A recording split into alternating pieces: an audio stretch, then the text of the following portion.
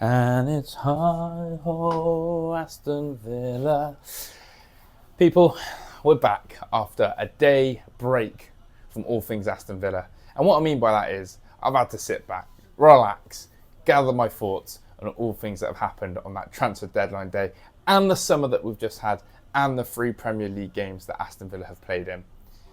People, I've taken the time to refresh, rethink, gather some thoughts, gather some feelings, and share it with you guys.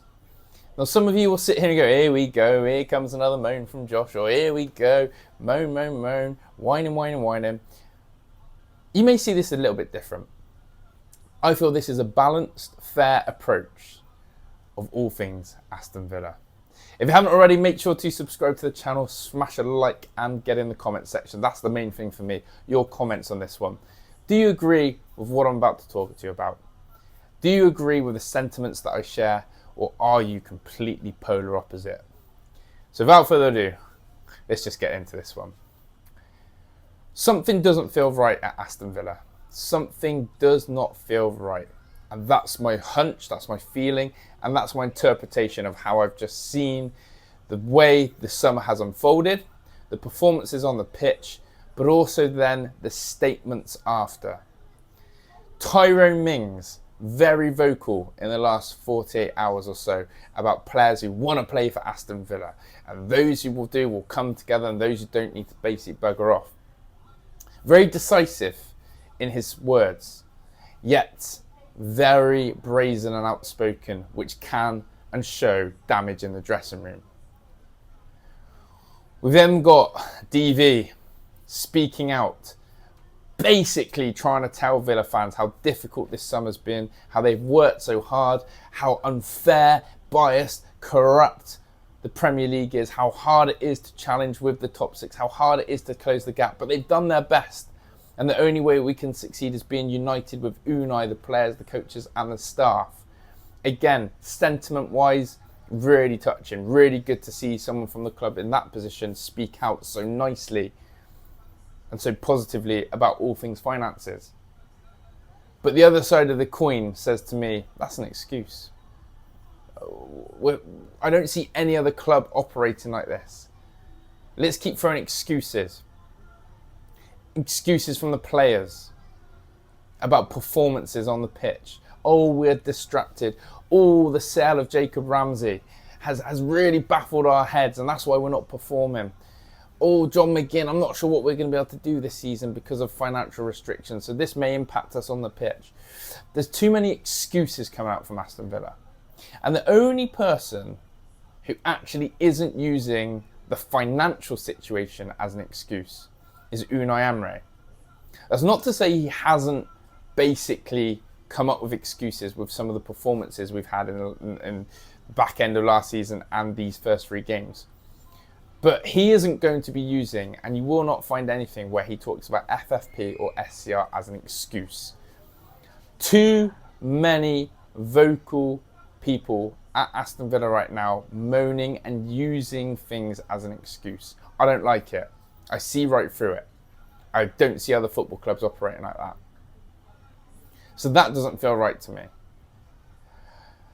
Now, Emi Martinez must be spoken about. We have this situation now where Emi Martinez is staying, and the story that is coming out is essentially that Aston Villa baited him and said, you know what, Emi, you're probably going to be one of those players we need to actually let go. Emi, if the right offer comes in, we are going to let you go.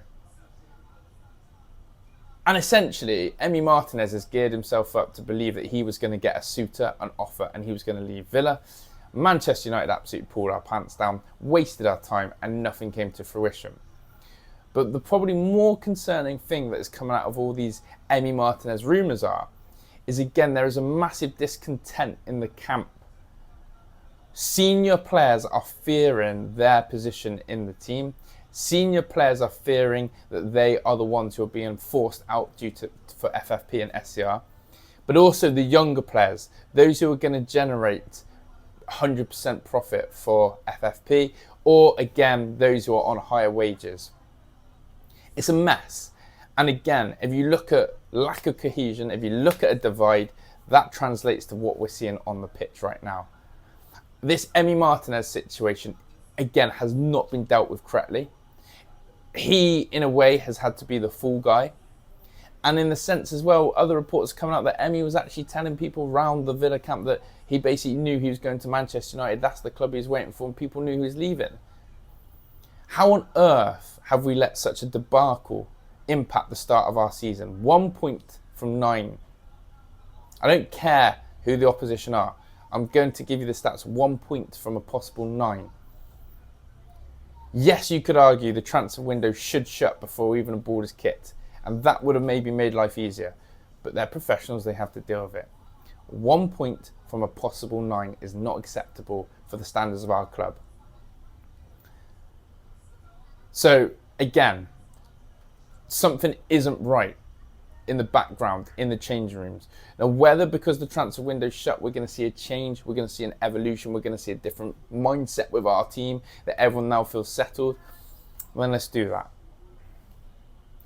Let's talk about the transfer window. I'm seeing a lot of people try and convince themselves that we've upgraded our squad, we've improved. Basically, in my opinion, all we've done is gone player for player, like for like. With Ramsey and Bailey leaving, with basically, and people are, two players who predominantly would have, if we weren't making signs, would have featured in our starting lineup. They've been upgraded in some people's eyes. In my eyes, not really.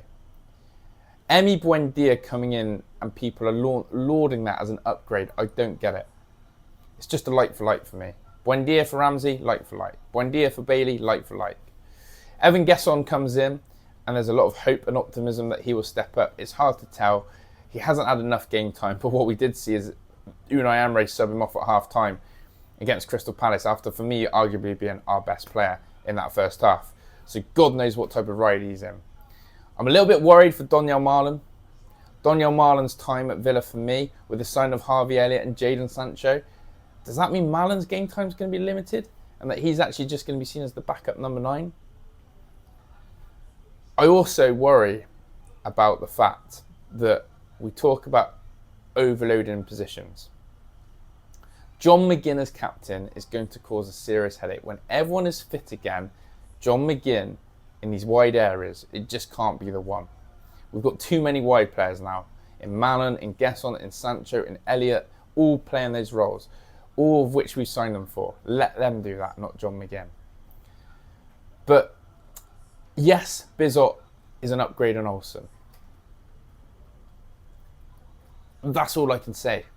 Harvey Elliott is a star piece of business, and he is adding quality. For me, Jadon Sancho is a big risk, and I've done a video and some people said, he's a big risk. He's on high wages, high demands. We have no obligation to buy. There is no right to buy this player.